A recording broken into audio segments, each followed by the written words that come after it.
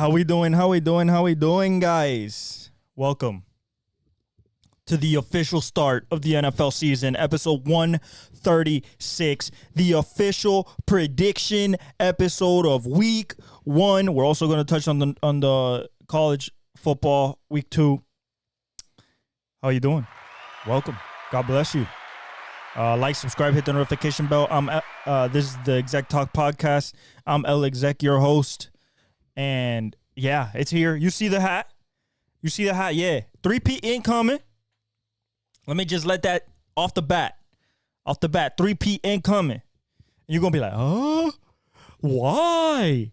What about Baltimore? What about the 49ers? What about the Lions? What about the Texans? Nah. You got to beat 15, man. You want that trophy, you got to go beat 15. You're not, and I don't see it. Listen, put it this way. 15, Pat, PM, 3. 15 had no receivers. An undisciplined O-line, to say the least, Jawan Taylor. Still on the team. And running game, Isaiah could run, but he didn't have many holes except in the inside because Creed Humphrey and Joe Thuney, those people are monsters. But on the outside, couldn't run the ball lick. And this man said to his defense, hey, if you play them to a 17 to 20 point threshold, this is in the playoffs, I'll win the game. What do? That's what happened. If you give me the ball if you give me a chance at the end of the game, I'll win the game. I don't care if you're the 49ers with Nick Bosa and Birdie and Williams and Ayuk. You lost. Twice to Kyle Shanahan, he lost. Okay? Kyle Shanahan has lost twice to 15. Okay, in the Super Bowl, in the biggest moment, on game-winning drives, both games, with a lead, both games. So, 3P ain't coming. Listen, PM is my favorite for the MVP. My dark horse is CJ Stroud. I know that you guys want to say about Jordan Love. I know that you guys want to say about Joe Burrow. I know some of you guys want to say Lamar. And I know some of you guys that want to say Aaron. Listen, I got Stafford above Aaron at this point. I'm just being real. Okay? You might say Josh Allen. I got PM, man. Listen, we're going to get into it with my predictions and everything, but I'm going to just give you a little precursor. What you think the league has been these past 5 years, it ain't that. Okay? There's new kids on the block. And, some people going to make noise. Some people going to take a little bit of time. But it's a new landscape in the NFL. All right? No Formula One this week. They go to Azerbaijan, which I believe is Baku, in the 15th. September 15th. So the first thing we're going to talk about is NASCAR, because we have the first brain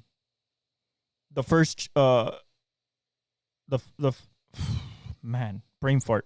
The first playoff race this weekend. And let me actually look for it here. I believe they go to Atlanta. I believe. Okay, so they're going to Atlanta. Man, listen. This is going to be a Hendrick race. This is either going to be William Byron, Alex Bowman, or most likely it will be Kyle Larson.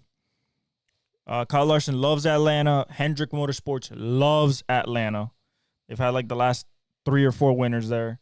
So I expect one of the Hendrick boys to come. Now, that doesn't mean that a guy like Tyler Reddick, that a guy like Martin Truex, a guy like Blaney, that doesn't mean that they will not, let's say, try to take it away from Hendrick, but I think the best car showing up is Hendrick Motorsports, followed by, of course, JGR.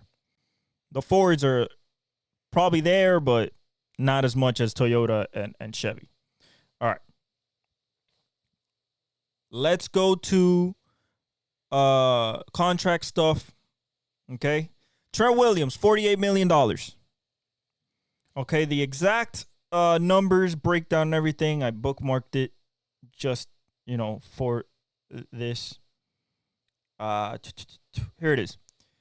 So they're guaranteeing the next 2 years of his contract, equating to $48 million, including an addition to $7.6 million salary this season because he didn't have no live money left. Williams has 3 years remaining on his contract. He will make $27.65 million this season, the most of any offensive lineman. So they somehow, some way, and Trent said that he was definitely a catalyst of this, a holding out and everything like that. But when Ricky Pearsall got shot, it kind of moved him to be with the team. What this does is basically reassure Trent that the 49ers feel like he is still the best in the league, and they're paying him as such for this season. Remember, he's about to be 37 years old. He's 36 right now. By the end of the season, I believe he's going to be 37. So, but I don't care about the contract. What I care is about the sign, having him back at practice. You got to understand where I'm coming from this, and everybody else that has talked about this in the media when everybody's talking about Ayuk and just did not bring up certain times. They just didn't bring up Trent Williams. Trent Williams is not only the best left tackle in the league and arguably the GOAT at the position. Trent Williams is not only one of the most tenured 49ers since he's been there when he came from Washington. Trent Williams is the heart and absolute soul of that offense. They go as Trent Williams goes. If Trent Williams is bodying people and destroying people and people are not existing on the left side of the offensive line, from the rushing standpoint, they're dominating. Okay? That's what it is. They're dominating. Notice who created the pressure in the fourth down in the Super Bowl that Brock Purdy had to throw away the ball and they had to kick the field goal on the third down. Chris Jones. Who doesn't play guard or center? Trent Williams. You know what I'm saying? If Chris was playing outside, a little bit different. Maybe Trent gets him. Maybe that touchdown gets done. And then, shit goes differently. But Trent Williams back in the fold, which absolutely cements my prediction for Monday, but we'll get there. So shout out Trent Williams getting some more money. He deserved it. Okay? Did it. Okay? Another guy that got paid. Cameron Hayward, old Ironhead, or son of Ironhead. 3-year, $45 million deal that includes a $15 million duet signing, $16 million fully guaranteed, and $29 million in new money. Listen, when you got a guy like this that absolutely can wreck games from the inside, especially stopping the running game, sacking the quarterback not so much, not in this later stage of his career, but can still definitely do a swim move on you and still move you. One of the most powerful D tackles in the league for sure. Strongest, close to being the strongest along with Chris Jones because Aaron Donald's not here no more. He retired. He's going to be a first ballot Hall of Famer in 5 years. I think that, it's a good move because he's going to retire Steeler. He is an all-time Steeler, one of the all-time Steeler greats. In my opinion, with what he's done, he's a fringe Hall of Famer to me. I would put him in. I've seen enough of him. I would put him in. But, we so far, we don't know. He's going into the Ring of Honor for the Steelers for sure. Hall of Fame, I think he should be, but, some people think that the numbers aren't there. He's a D tackle. It's kind of objective there. Or subjective. So, good signing, though. It's kind of like what they did with Curry in Golden State. Hey, you're going to retire here. We're going to give you one last, little severance package. Okay. Speaking on what Trent Williams, after Ricky Pearsall got shot, he said, to be real, I felt more compelled to come back after that. After Ricky Pearsall got shot, they asked him about it. And he admits that it motivated him to end his holdout and work out a deal with the return with the team. Trauma is powerful. Michael Carter, the cornerback from the Jets, the first player drafted by GM Joe Douglas to receive a contract extension, 5th-round pick out of Duke. He's now the highest paid nickel in the league, so he surpasses Kenny Moore, I believe, was the other one from the Colts. He gets 3 years, $30.75 million extension. Good. Solidify that defense even more. Not only up front, not only at the linebacking core, not only at the corners, but also at your nickel, safety-ish type of spot, Then Davis Mills signs to be the backup at the Texans again for 1 year, $5 million. Devin White's ruled out for their Friday night game against the Green Bay Packers in Brazil. That's going to be interesting. So the 49ers restructured Deebo Samuel's deal to create $16.4 million in cap space. The Ravens restructured Nnamdi Madubuike and Justin Tucker and Roquan Smith deals, creating $9.3 million in cap space. And the Jets restructured Quincy Williams and Tyler Conklin's deal, creating $8 million in cap space. That's to have breathing room to see what's happening based on when people get hurt and stuff like that. Okay? The next thing I was actually looking for, I guess I didn't bookmark it, which is really weird. It was the Patrick Surtain. Here it is.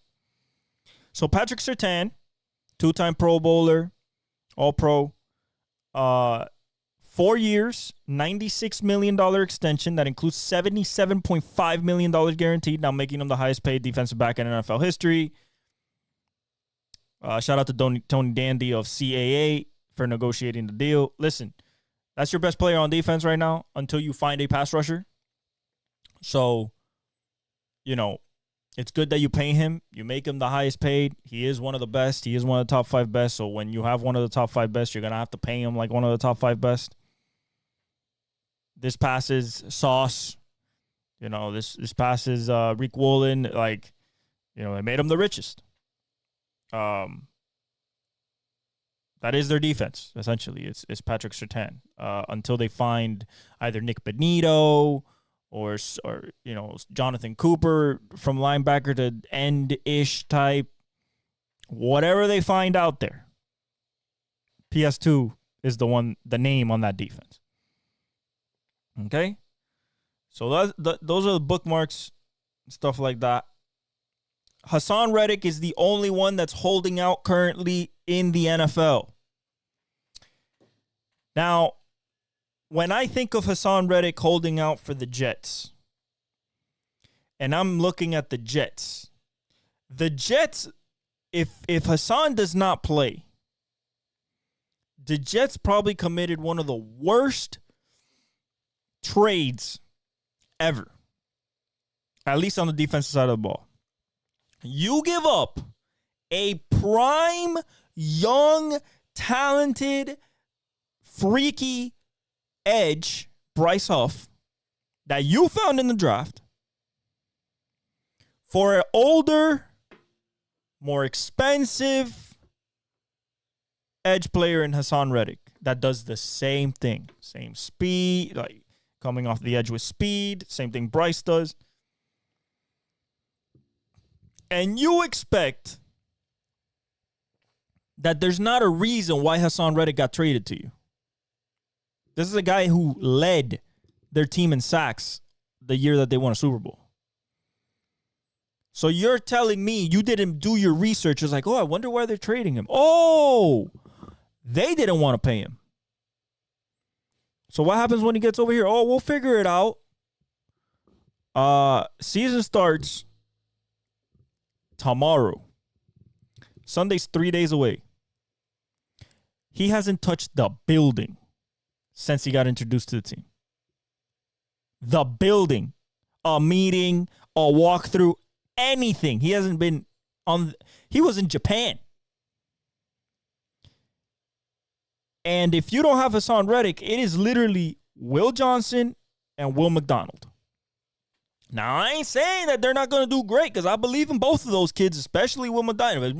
Jermaine Johnson's that dude, and I hope that he finally shows that type of ability of why they took him from FSU.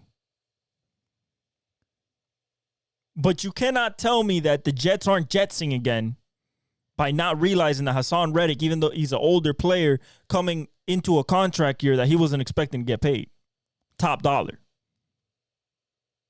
This, based on his productivity the last few years.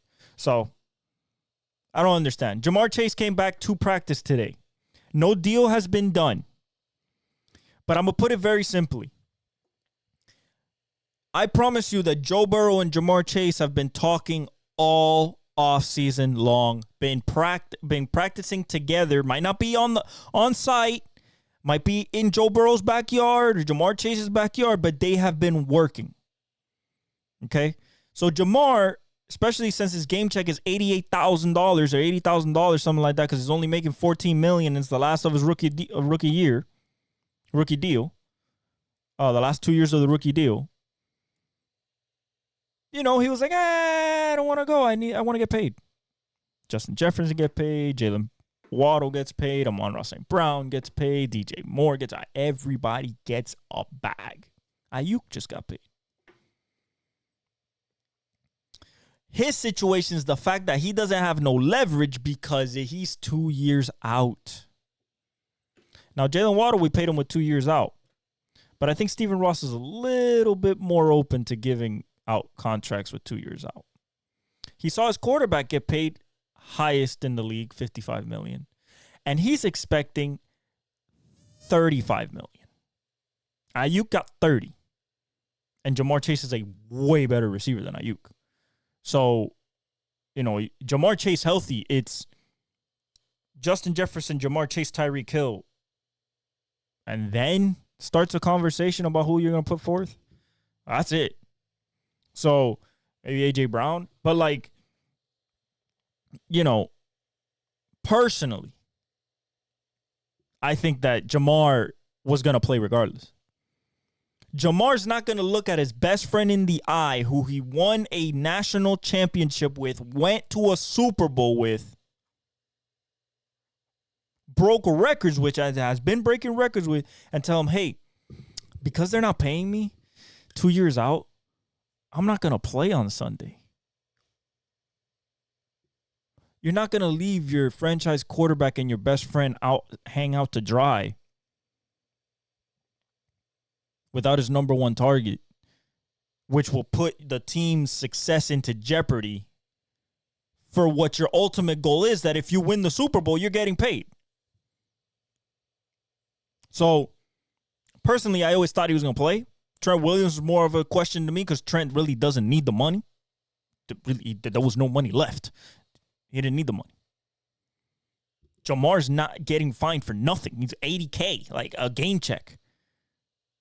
Like, you know what I'm saying? So, if you really think about it,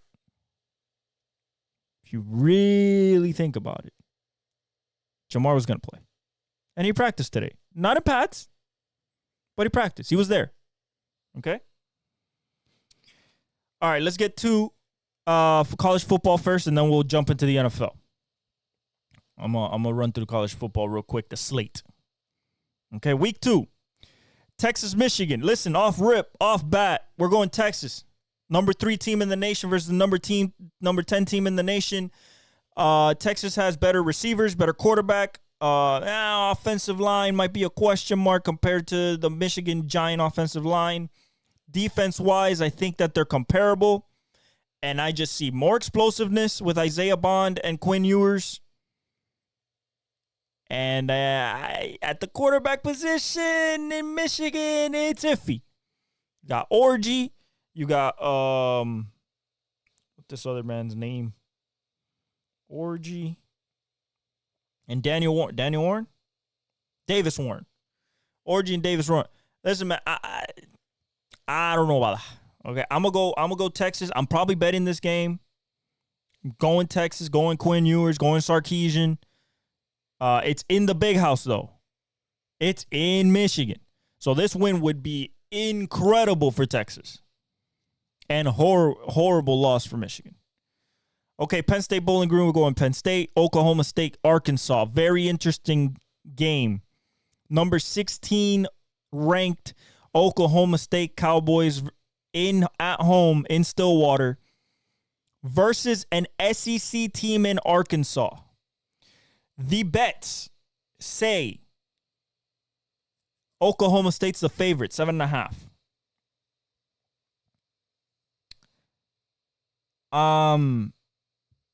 Yeah, I believe in Ollie Gordon.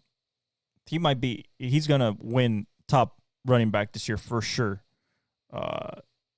And he's going to make a case for the Heisman, but I think Travis Hunter and Cam Ward, Ewers, Jalen Milroe, I think those guys are going to have a little bit more of a case than him. Kansas State, Tulane. So we're going Oklahoma. I'm going Oklahoma State. I think Oklahoma State is a better team, but it is an SEC team still at Arkansas. But I'm going Oklahoma State in Stillwater. Kansas State, Tulane. We're going Kansas State. Georgia Tech, Syracuse. We're going Georgia Tech. Tennessee Tech, Georgia. Massacre, Georgia. Notre Dame, Northern Illinois. Should be a massacre. Utah versus Baylor. I'm going Utah. Iowa State, Iowa. I'm going Iowa. They scored 40 points, so let's see if they can keep scoring. Louisville, Jacksonville State, we're going Louisville. Middle Tennessee State, Ole Miss, we're going Ole Miss. Florida A&M, UM, that should be a blowout by UM. Alabama, South Florida, another blowout. Missouri, Buffalo, another blowout. Kansas, Illinois, going Kansas. Love Daniels. Love that kid. I think that kid's going to be really good, Jalen Daniels. Been seeing him for a couple years before he got hurt. He's really good. Western Michigan versus Ohio State. Massacre, Ohio State. Tennessee versus NC State. Now, this is where it gets interesting. It is an NC State, but I'm going Tennessee. I like Imiami Liava. Nico, I think he's going to be nasty. He was nasty in the first game. A little bit more competition. Doesn't matter. I think he's going to be great. LSU versus Nichols. We're going LSU. I mean, after that loss against, the tough loss against USC, but USC got a squad. They got a squad with Horton and Zachariah Branch, and they got a squad over there. Defense playing well, better than last year for sure. Oklahoma, Houston, we're going Sooners. Clemson, Appalachian State. I think Clemson could get this one. Oregon, Boise State, we're going Oregon. Arizona, Northern Arizona, we're going Arizona. And then USC, Utah State, we're going USC. Okay. Very simple. That's the top 25. If we want to go all of FBS, Indiana beats Western Illinois. I think, let's see here. SMU beats BYU. Interesting. Duke versus Northwestern.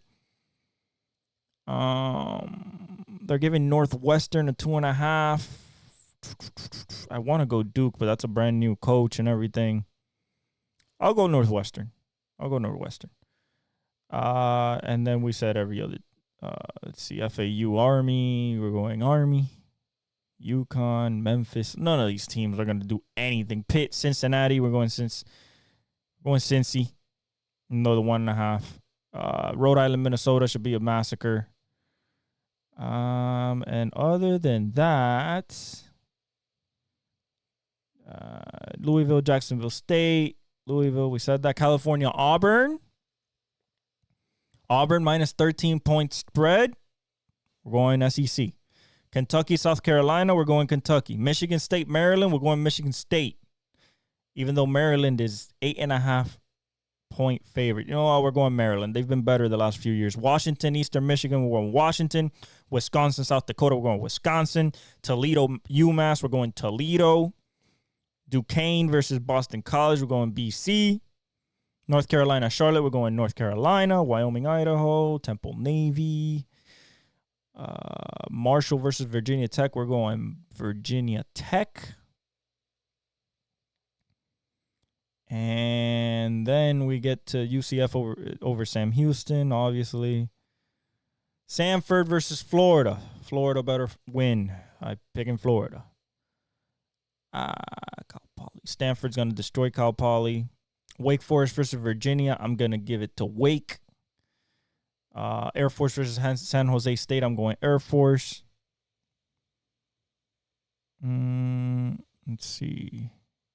Colorado versus Nebraska. Interesting game.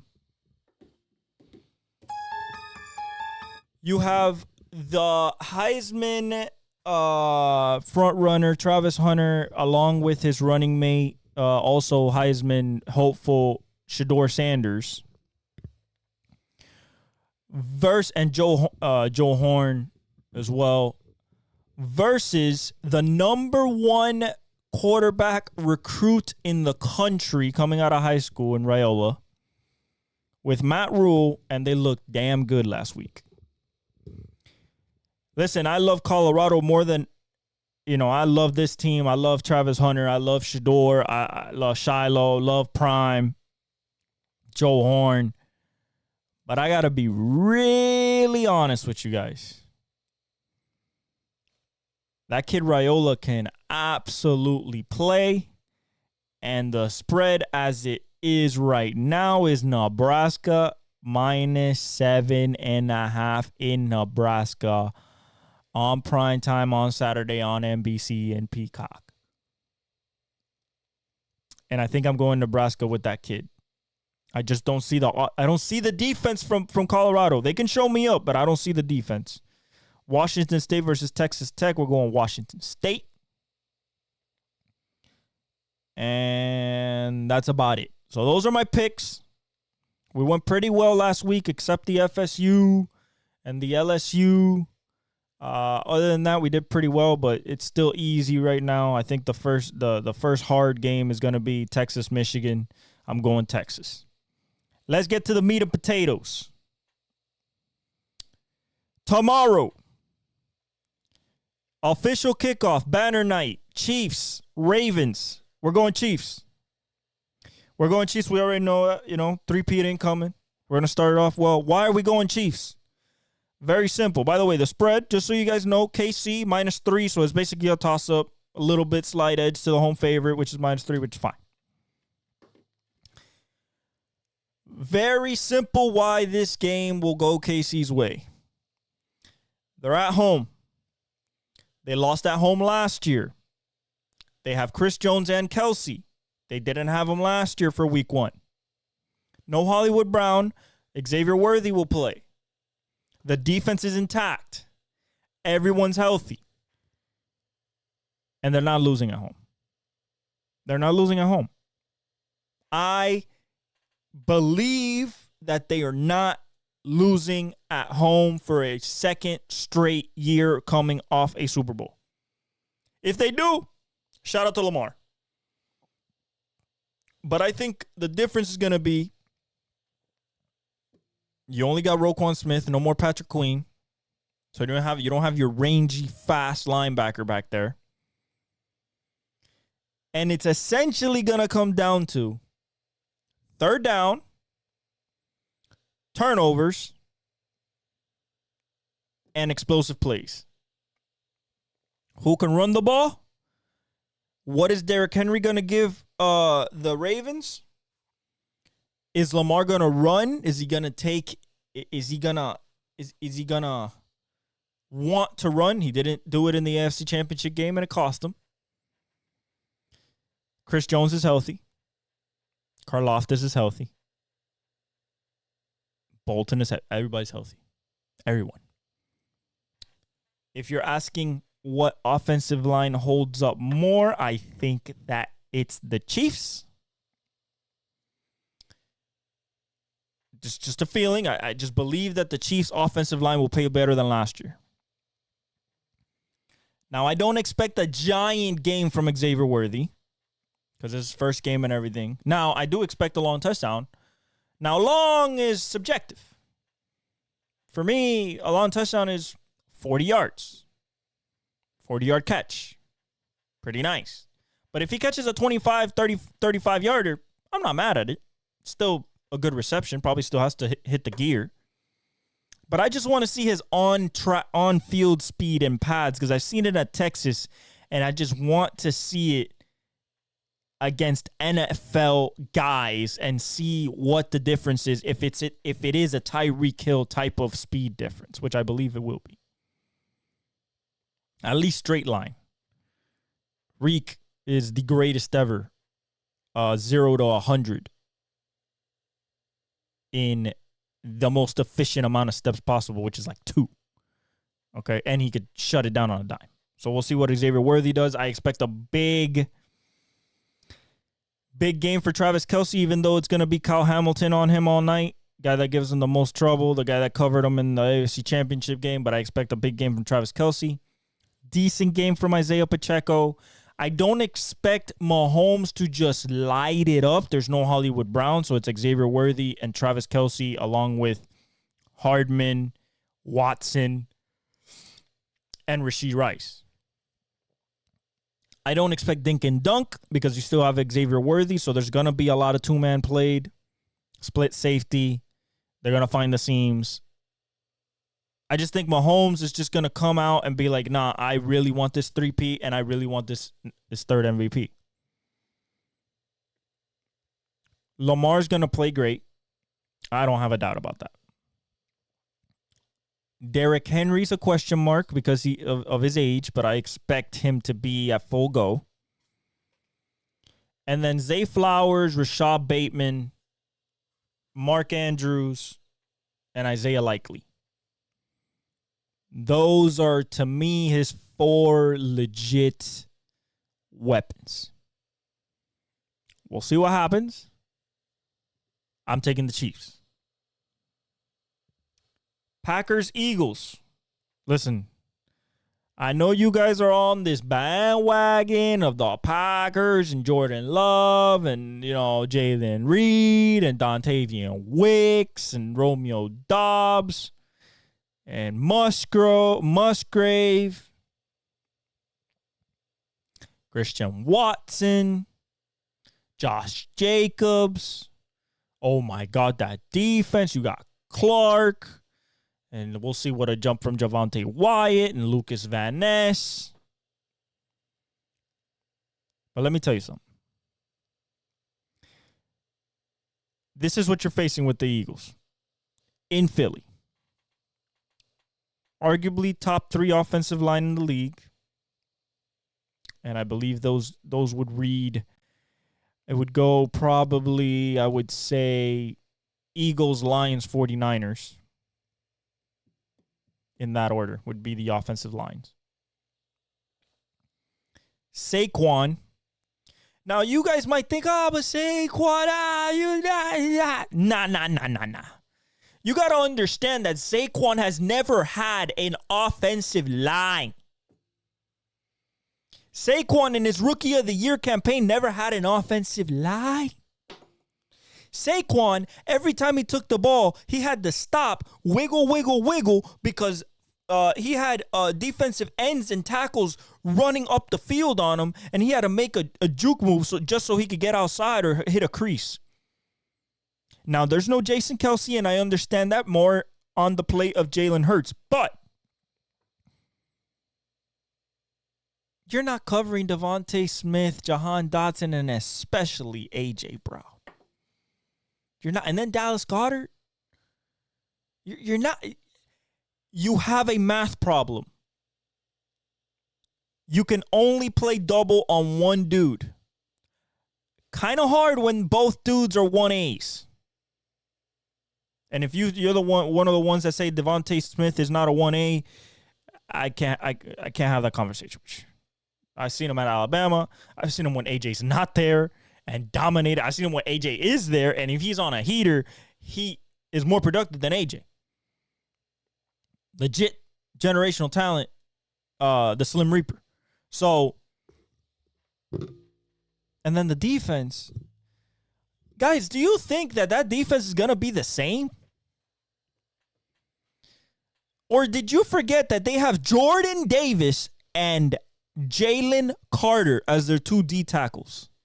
Not to mention, still got Fletcher Cox, still got Brandon Graham, and I think Nolan Smith is going to show out this year in his second year from Georgia, because that's why they got and they got Bryce Huff.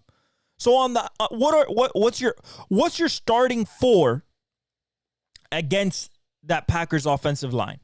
Your starting 4 is anything from Bryce Huff, Jalen Carter, Jordan Davis, Brandon Graham.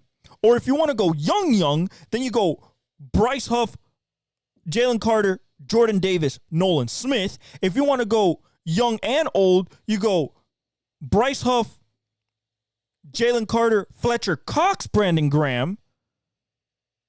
Like, there's so much. And you still got Josh Sweat. Like, what? No, I don't care how good Jordan Love is. When I look at talent versus talent, and Jalen Hurts can still run and he's healthy. Remember, when they started losing last year is because he wasn't healthy. Remember the shoulder issue. Remember the knee issue. He's fully healthy now. So what we're expecting is Jalen Hurts from the Super Bowl year, 2022. We're expecting 2022 Jalen Hurts.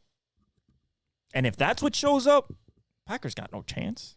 Now, this is going to be a close game just because it is Jordan Love, and he's going to try to show out. But I don't think they have enough to deal with this Eagles team. This Eagles team is primed to win their division for sure and maybe be the number 1 seed over the 49ers or the Lions. That's who's vying for that number 1 seed in the NFC. So we're going Eagles. Panthers Saints. Some people might call it the trash bowl. The poop bowl. The oh shit, this is bad bowl. Listen, I'm going to go with the Saints. I'm going to go with the Saints just purely based on their at home and experience. Now, let me be very, very, very clear about this. If Bryce Young, let's say Bryce Young had the same problem that Trevor Lawrence had with Urban Meyer, or the same problem that Tua had with Brian Flores. If Dave Canales walked into that building and said, hey, Bryce, I want you to be Alabama Bryce. F whatever else they told you. And this man proceeds to be Alabama Heisman Bryce. The Saints have no shot. Because if Bryce is Bryce, we're talking about 70% completion, can sling it, can run it. Now, the weapons, I think Xavier Legette and Jonathan Mingo are going to be his 2 main guys. But at the beginning of the season, and Deontay Johnson. Deontay Johnson and Xavier Legette are probably his main nuclear threats. But his safety blanket, I still think it's going to be Adam Thielen. I don't know what they're going to do with Jonathan Mingo. Just being realistic. Their running back is not going to be Chuba Hubbard. It's going to be Miles Sanders. Maybe he has a comeback season. The offensive line has to play better. The defensive line has no Brian Burns. So, to me, this comes down purely due to experience. Because even Dennis Allen, I think he's the first coach fired if they lose the first 4 or go 1-4, 1-5. I think he's out of here. Okay, for the Saints. So, I'm going Saints. Chris Olave, Derek Carr, AK. I'm going Saints. Rashid Shaheed. We still got Cameron Jordan. Chase Young, if he wakes up. Tyrann Mathieu. But I would not be at all surprised if Bryce Young just starts lighting it up. Second year.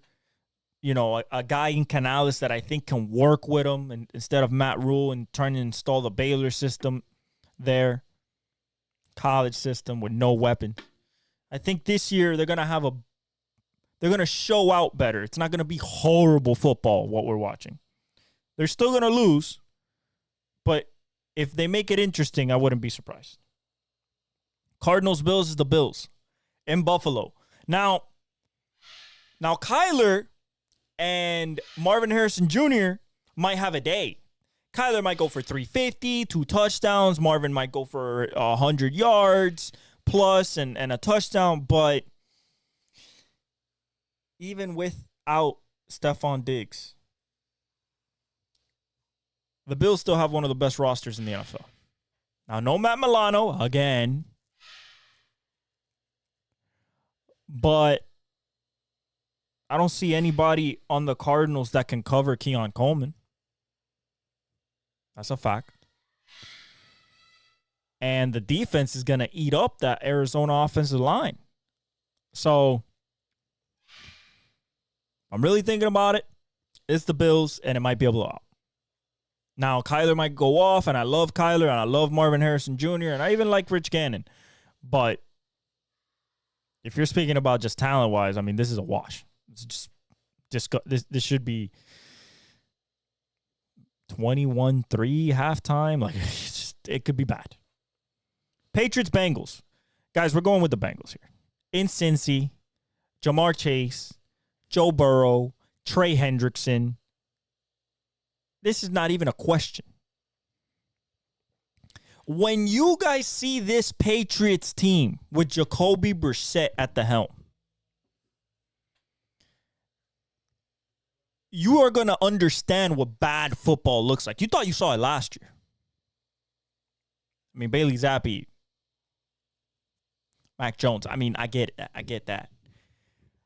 But compared to who they're facing, the Bengals, who is an elite team, you are going to see some bad football.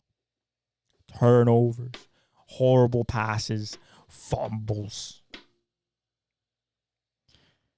This game is an absolute shit show for the Patriots. And it begins the realization of like, oh, the peaks and valleys of generations. And it's time to take a valley for a couple of years. Drake May's still there, but you're not starting Drake May. I don't think you strike Drake May till like week 8, week 9, if you want to play him. If not, you're not playing him. And you're taking it on the chin. You know? But I think Jamar Chase has a giant day. T. Higgins has a giant day. Burrow comes back slinging.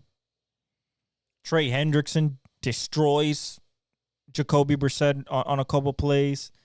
Like, I don't think they have a shot in hell. Okay, and the spread is -8.5. Should be way more than that, but then the money line tells you plus 340 for the Patriots, and that's where you see the difference. Vikings-Giants in New York. I do not care that they're at home. Vikings are winning this game. Because there is no way in hell that I am going to take Daniel Jones and a rookie receiver with an unproven offensive line and you're going to tell me that they're going to outscore Justin Jefferson, Jordan Addison, Aaron Jones, and TJ Hawkins and whatever we get from Sam Darnold. Because if I look at the quarterbacks, I'm taking Sam Darnold over Daniel Jones, even though it's kind of like, what are you going to get? I'm really believing in Kevin O'Connell. This game is belief in Kevin O'Connell that he can turn Sam Darnold back into that number 1 pick coming out of USC. That's what we're talking about here. Okay? Because if we're talking about defenses, the Giants defense is absolutely insane. Dexter Lawrence, Brian Burns, Kayvon Thibodeau. Like, it is insane. Especially up front. But if we're talking about who's going to score more, I think it's going to be the Vikings. Because there is nobody I don't think there's anybody on the Giants that can cover Jordan Addison or JJ. You're going to have to bracket one, and TJ Hawkins is still at tight end. And we'll see what Aaron Jones has, but I think he has some legs, some tread still in the tank.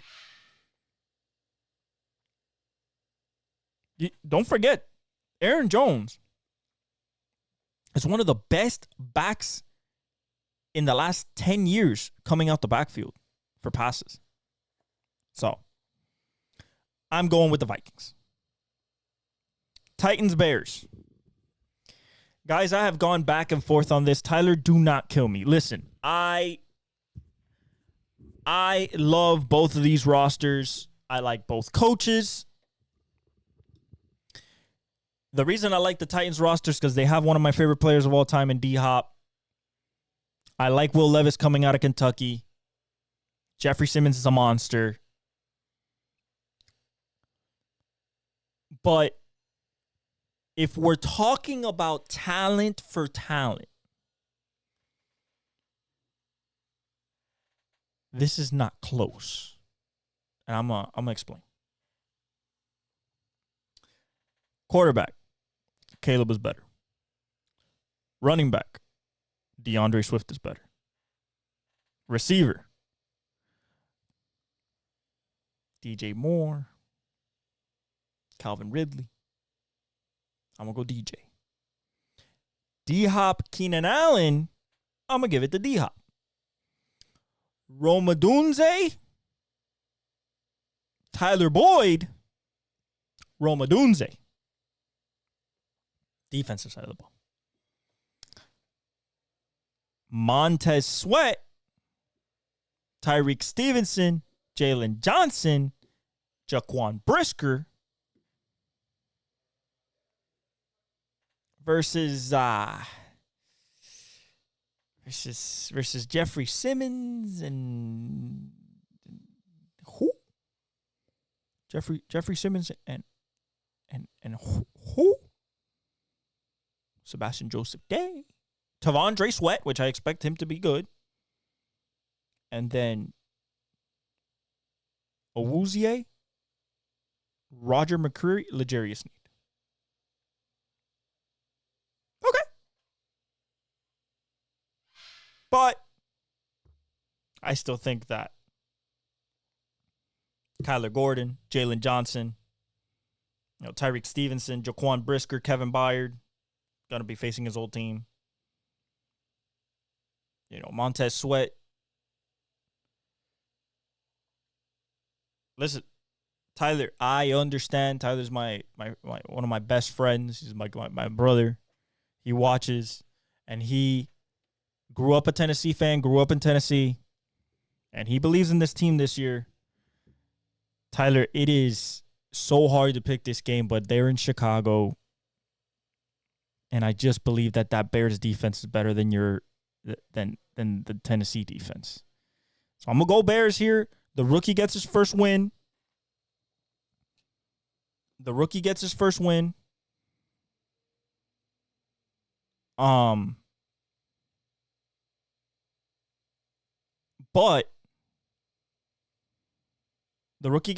win, but it might be a battle.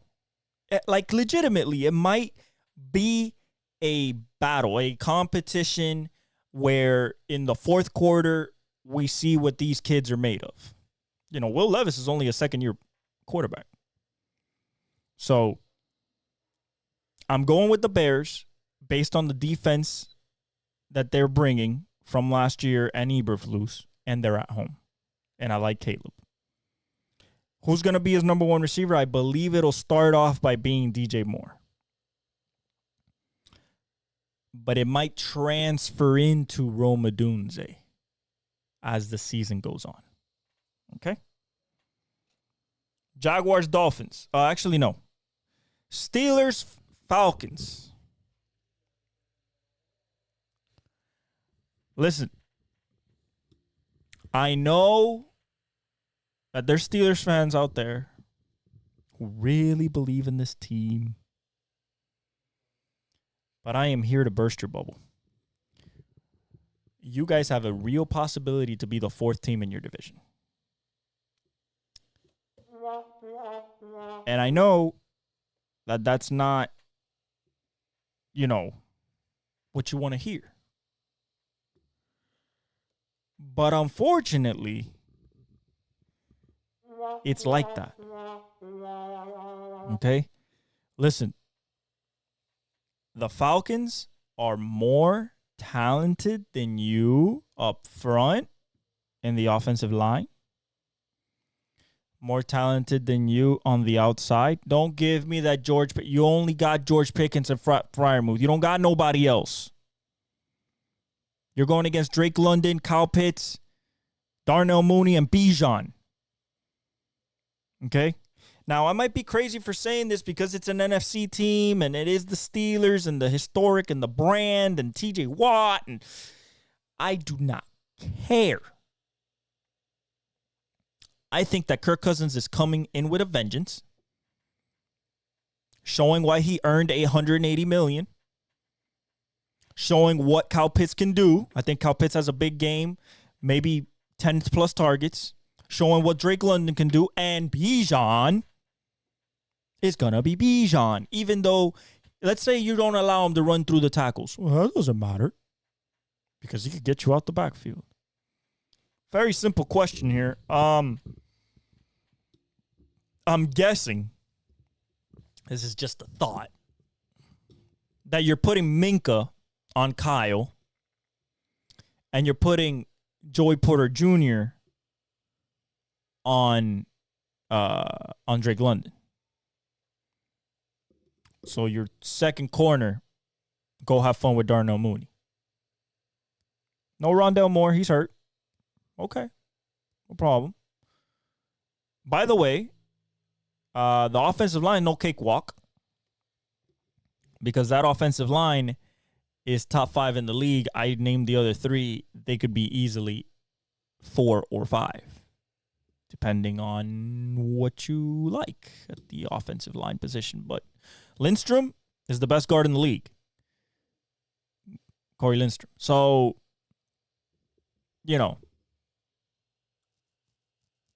I'm going with the Falcons. I'm going with Raheem Morris, former coach, former coach of the Rams, Super Bowl winning defensive coordinator. Going Raheem Morris. I'm going Kirk Cousins. I don't believe in Russell Wilson, even though I'm a giant fan of him from Seattle, but I've seen 2 years of mediocre play. Plain and simple. Mediocre. That's what I've seen. Okay? That's what I've seen. Can he get back to that level? Who knows? Probably not. You don't get better as you get older. That's only Tom Brady. But can you guys win? Defensively, yeah, for sure. For sure. TJ can absolutely wreck this game. But is it more likely that TJ wrecks the game, or is it more likely that you get your ass handed to you by letting up 24 points and you can't put up 17? That's what we're talking about. How many times can you find Pat Freiermuth and George Pickens? How many? And then out of that, how many of them are legit touchdown opportunities or throwaways? We shall see, but I'm going with the Atlanta Falcons at home. Jaguars Dolphins in Miami. We're going Miami. Okay, Tyreek starts his bid for 2,000 once again. The journey to 2,000 yards receiving. Tua is paid. No need to worry about there. I think he's going to be more mobile. Listen to me when I say this. So when Tua starts running around and throwing, off the run and everything like that, so you guys understand, this is what he did at Alabama before the hip injury. If what they're saying about Tua is true, and he's back to being Bama Tua, it's the same thing with Bryce Young. You're facing a different player. You're facing a guy who can get out the pocket and make throws. And if that is what's happening, good luck. Because imagine you couldn't stop him when there was just timing because Tua wasn't there physically last year. It was just timing, learning, timing of the motion, timing of the windows. If there is freelancing in this offense at all, you're in trouble. Because you can't keep up with Jalen Waddle or Tyreek Hill. It's just a fact. I don't know how much OBJ will play, but we'll see. Still got Mostert, still got Devon Achane, which I perceive he's going to have a great season. The only question is the defense. And it's literally going to come down to this. It's going to come down, did Trevor Lawrence in this offseason finally unlock the number one pick potential coming out of Clemson? If he does, no shot. If Trevor is the best Trevor Lawrence can be, which is what he came out of college basically saying that he was the next Peyton Manning. If he's that, and this is the season where it starts, then we're cooked. Because he's 6'6", can run, has a cannon. I think Brian Thomas Jr. is going to be his number one option. It's going to start with Christian Kirk, Ingram. I think Brian Thomas Jr. just makes the imprint and becomes his number one option. Defensively, you got Josh Allen and Campbell. Will Trayvon show up? Will he fulfill the number one pick potential that Trent Baalke thought he did? Who knows? Didn't pick Aiden Hutchinson. We picked Trayvon Walker. Still living with him. So we'll see, but I'm going with the Dolphins. Defensively, I just want to see some penetration, some ability to stop the run. And I think the outside we got to cover with Jalen. I think we got the outside cover with Jalen and Cam Smith. Hopefully Cam Smith finally shows that first round talent. Texans Colts, we're going Texans. No brainer here, even though it's an Indy. Listen, I love Anthony Richardson. I think he's going to be great in the future. But speaking right now, ain't no way in hell that I'm picking Anthony Richardson over CJ Stroud. And it's just a fact of just like, even if you cover it perfectly, he'll beat you. That's what he showed last year. He'll find that window and he'll stick it in there. Pause. Another thing. I know that the Colts have a really good offensive line. But what are you going to do when you are on third down and you got Danielle Hunter and Will Anderson hunting after you? Hunting. Okay?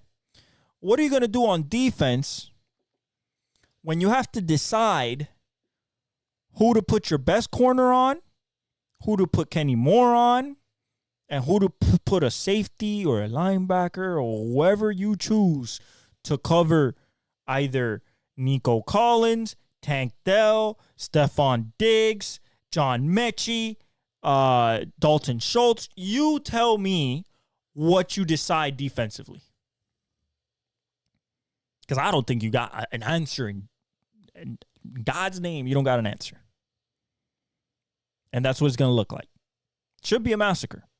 I like the D-line, DeForest Buckner. I love E.J. Speed and Zaire Franklin. I love those guys. But this Texans team is stacked beyond stacked beyond stacked on both sides of the ball. I don't see a way for the Colts to win that game. Raiders, Chargers, we're going Chargers. First win for John Harbaugh coming back to the NFL. I mean, this is a very simple pick, guys. Gardner Minshew, Justin Herbert. Defensively, though, Christian Wilkins, Max Crosby, and Kuntz. Interesting, right?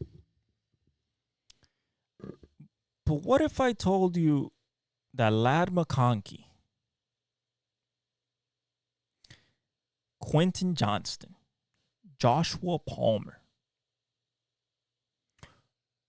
We're going to outdo Davante Adams and Jacoby Myers. Now,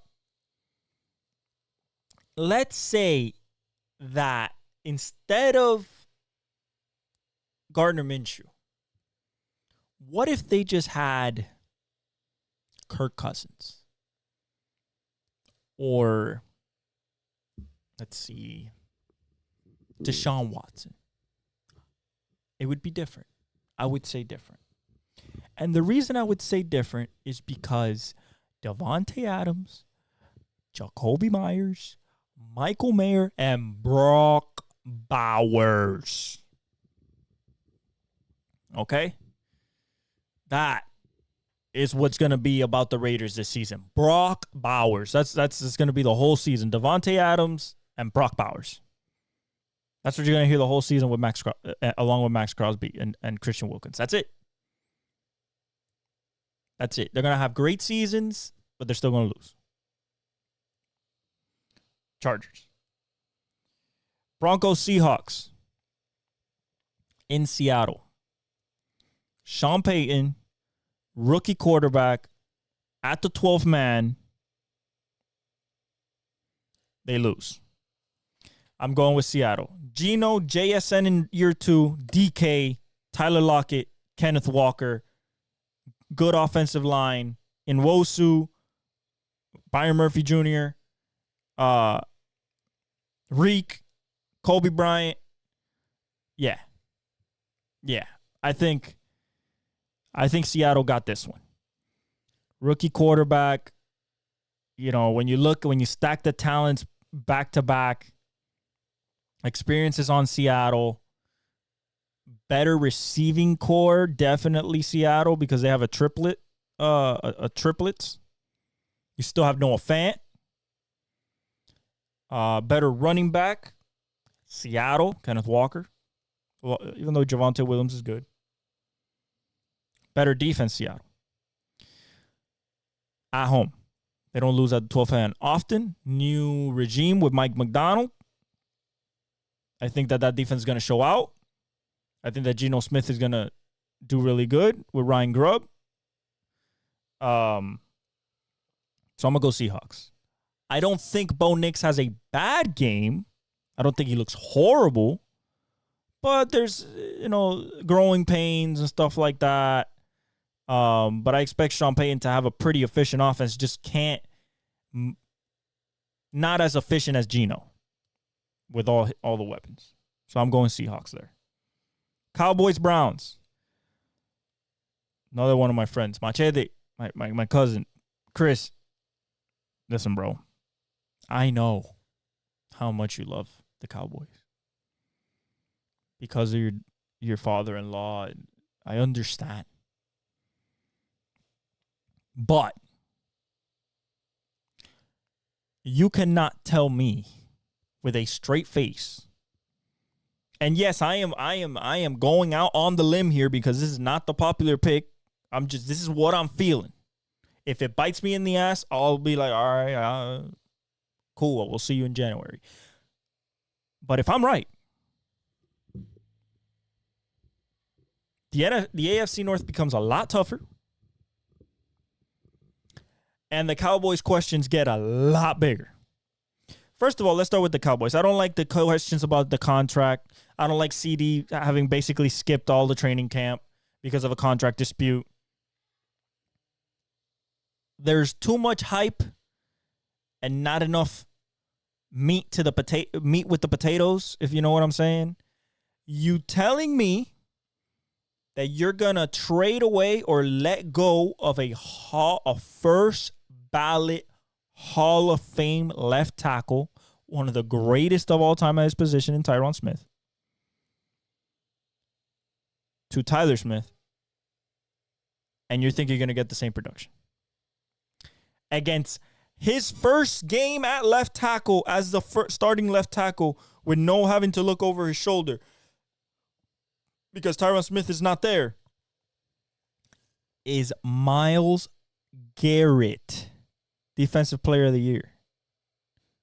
On the other side, let's say Myles Garrett likes to switch to the other side. Zadarius Smith.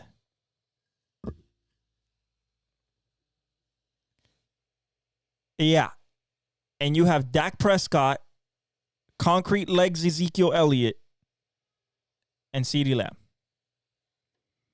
If you pull off that win, boy, props to you. Because I personally think, and this is the big kicker, I personally think that a healthy Deshaun Watson is going to go back to his Houston time. Now, this is the last time I'm believing in him. But I think that with Jerry Jeudy, Amari Cooper, overall they have a better receiving core than the Cowboys. They have a better running back. Even without Nick Chubb, they still have better running backs. Better tight end in Njoku. So I'm going to go Browns. I'm going to say the defense is going to win it, but Deshaun Watson shows that it's still in there. Okay? That Clemson champ is still in there. Okay? So I'm going with the Browns there. Big pick. I understand, but it's just what I see. Commanders, Buccaneers. I'm going Buccaneers, but not for the reasons you think. I'm going Buccaneers just because of experience, guys. I mean, rookie quarterback going to Tampa against Todd Bowles and Levante David. Yaya Diaby. You're going to have Antoine Winfield Jr. in the back end. And you only got Terry McLaurin. Like, let's be real. No Jahan Dotson. De'Ami Brown is your next receiver unless you make, Luke McCaffrey your second receiver. You got Brian Robinson. Your defense is Louvu. Good. Love Frankie Louvu. Mr. How do I say this? Mr. First Ballot Hall of Fame linebacker, one of the best of all time at his position, Bobby Wagner. But pass rushing. What do we have? Pass rushing. We still have Jonathan Allen. Still have Deron Payne. Khalil Farrell.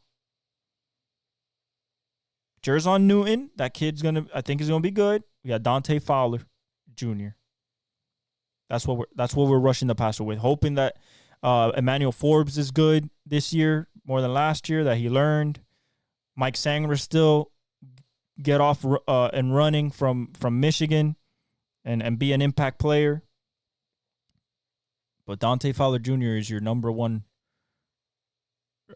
rushing the passer. That's a tough sell for me. Okay? I love Jaden Daniels. Love him. Love Terry McLaurin.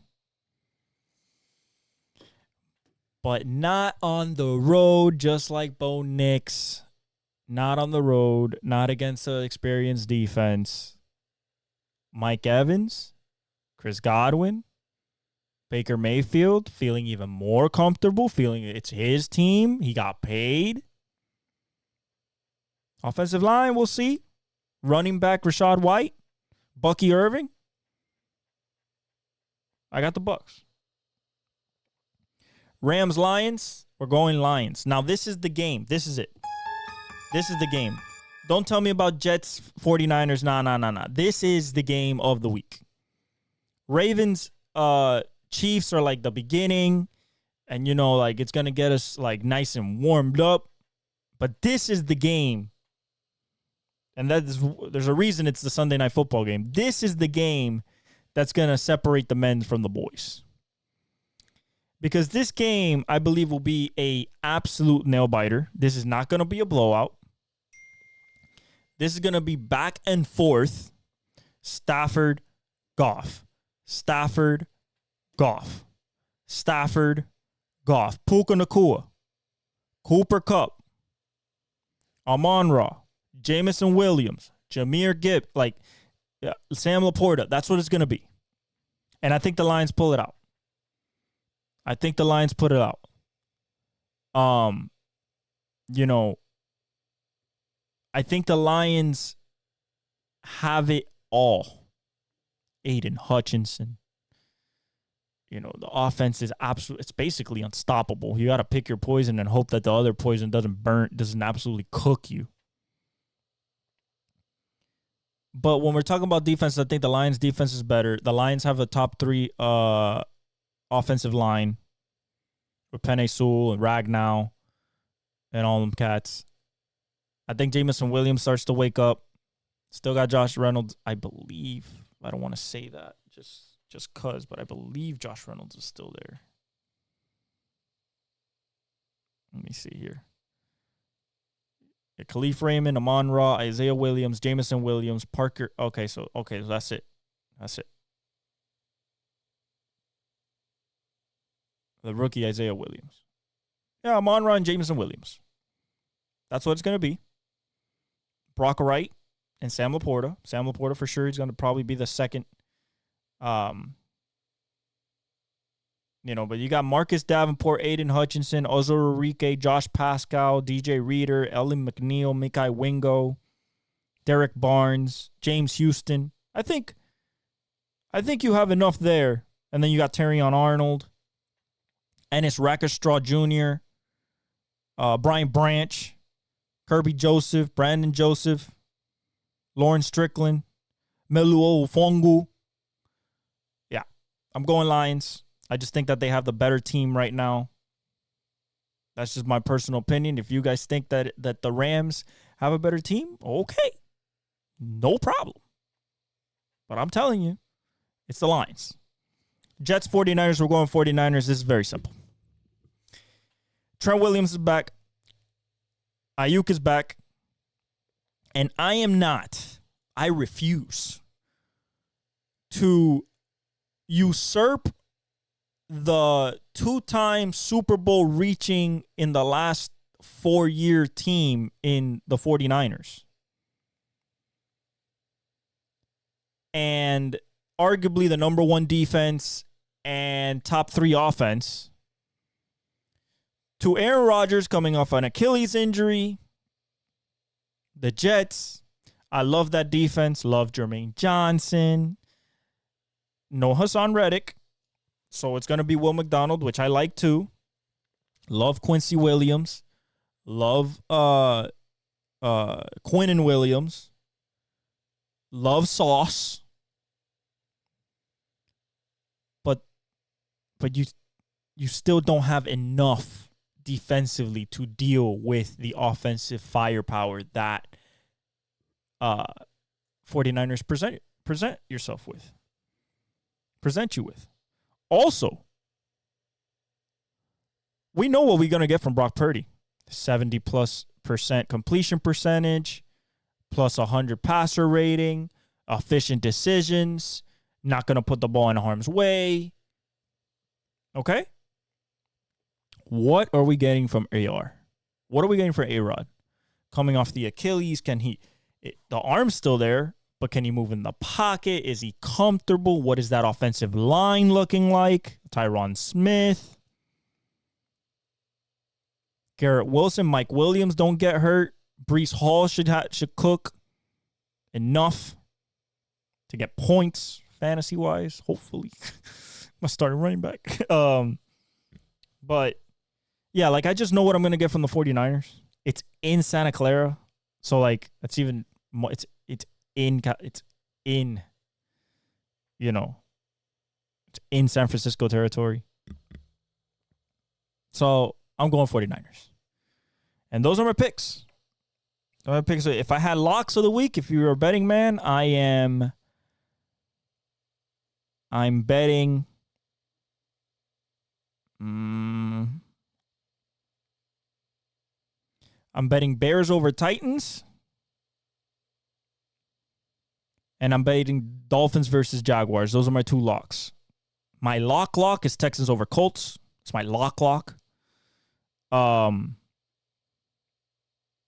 Chargers, Raiders. I mean, you can build a little parlay off of pretty simple games that you should be pretty comfortable in what you're seeing. But those are my picks. Let's get to baseball real quick.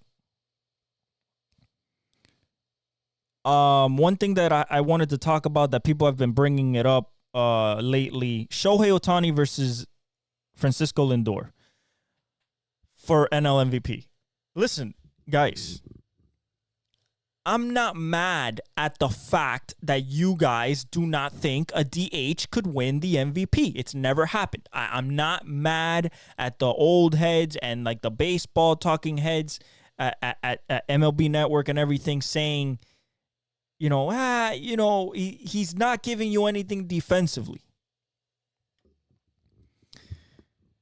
Francisco is having a great defensive season. Like always, he's one of the best shortstops in the game. He's Puerto Rican, which, we love that over we love that over here. We love that over here. He's one of the legends in Puerto Rico, one of the, living legends at this point in Puerto Rico baseball history, along with Carlos Correa and, of course, Yachty, Jorge Posada, Pudge, those guys, Carlos Beltran.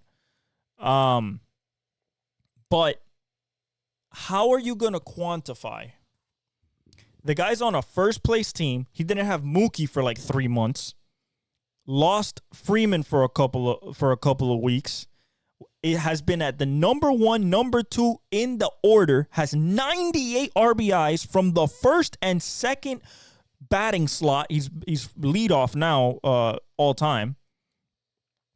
And this man's about to give you 50-50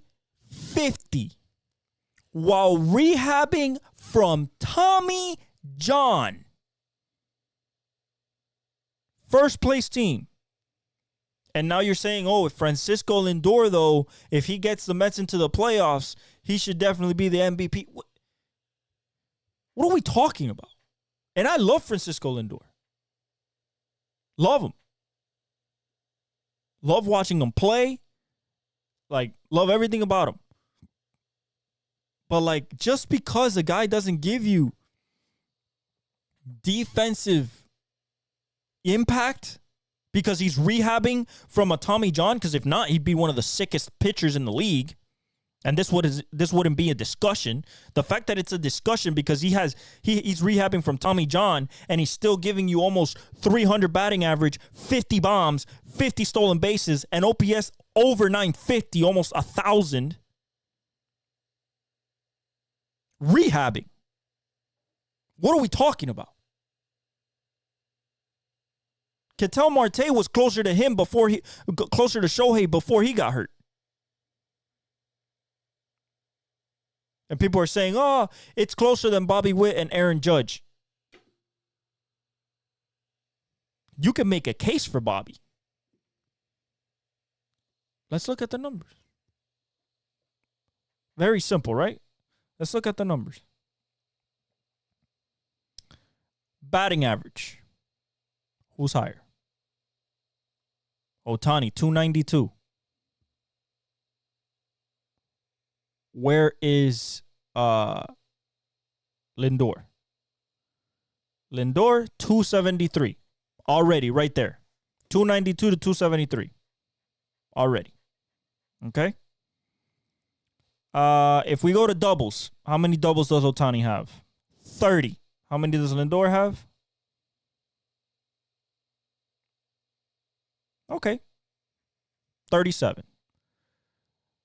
Triples. Ohtani, 7. Lindor, 1. Okay. Home runs, 30. Ohtani, 44. RBI, 99 to 84. Guys, these are the actual numbers. Okay, these are the actual numbers. How many times has he walked?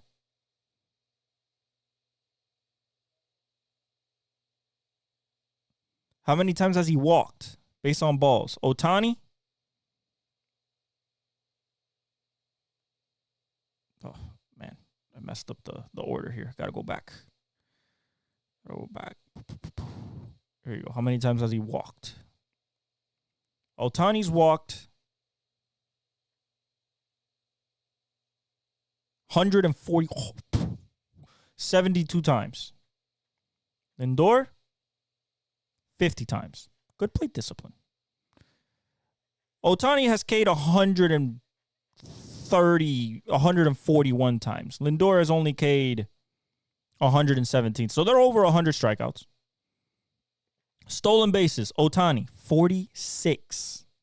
Lindor, 26. Okay. On base percentage, Ohtani, 377. Solid. Lindor, 343. Ohtani's higher. Slugging percentage, Ohtani, 617. 617. Slug. Lindor, 500. Pretty good. OPS. Bobby's over 1,000. Judge is 1,000. 1.163. 1,100. Ohtani, 995. So 4,000ths of a point away from 1,000 for the season. WAR. Everybody loves WAR, right? WAR. 7.1. Lindor, 6.4. What are we talking about? What are we talking about? Okay, the fielding, I get it. I get the position argument, but still, come on. Shohei is literally, he's top 15 in batting average. Okay? Top 15 in batting average. Top 2 in home runs. RBI, 99. About to hit 100. So he's going to be a 50, 100 RBIs. Hits. Let's see. Who are the hits leaders this year? Ohtani, 158. Lindor,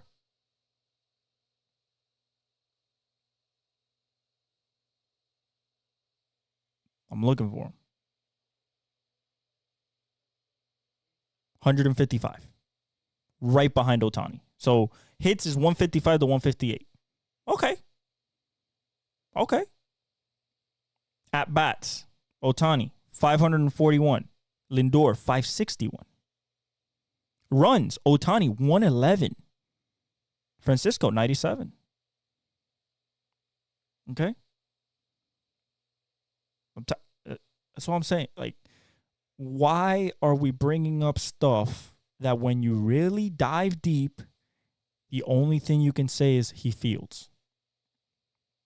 And we wouldn't be having this conversation if Ohtani was at full strength. We just wouldn't. He's top 2 in stolen bases. Like, makes zero sense. Zero. Okay? So I don't want to hear it. Standings. Baltimore has a half a game up on New York. Cleveland has a 4.5 game lead and a 5.5 game lead over the Twins and KC. Houston has a 6.5 game lead on Seattle.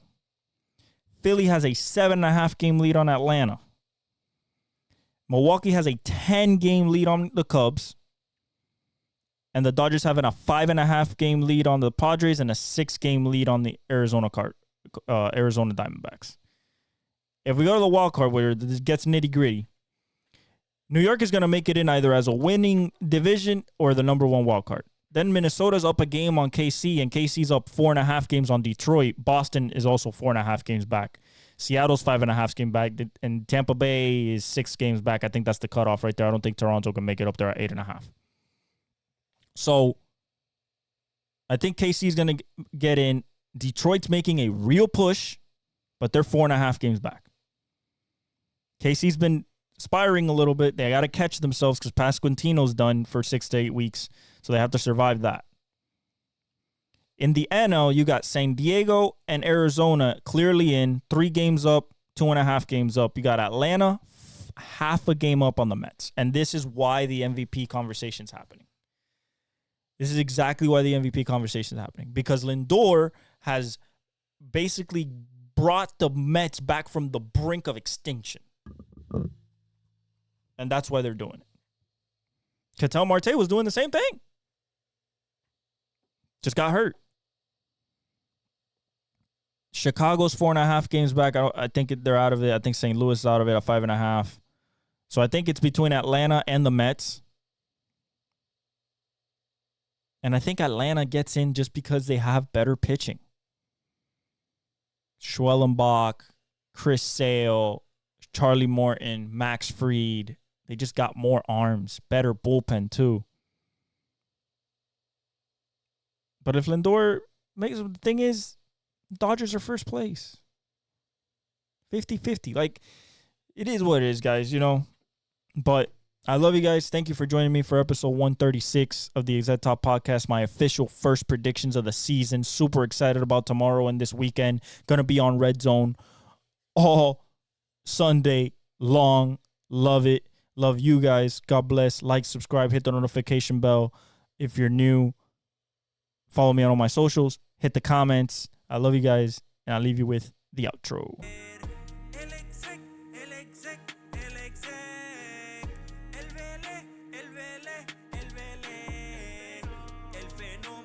Que todos quieren ser el chamaquito que no puede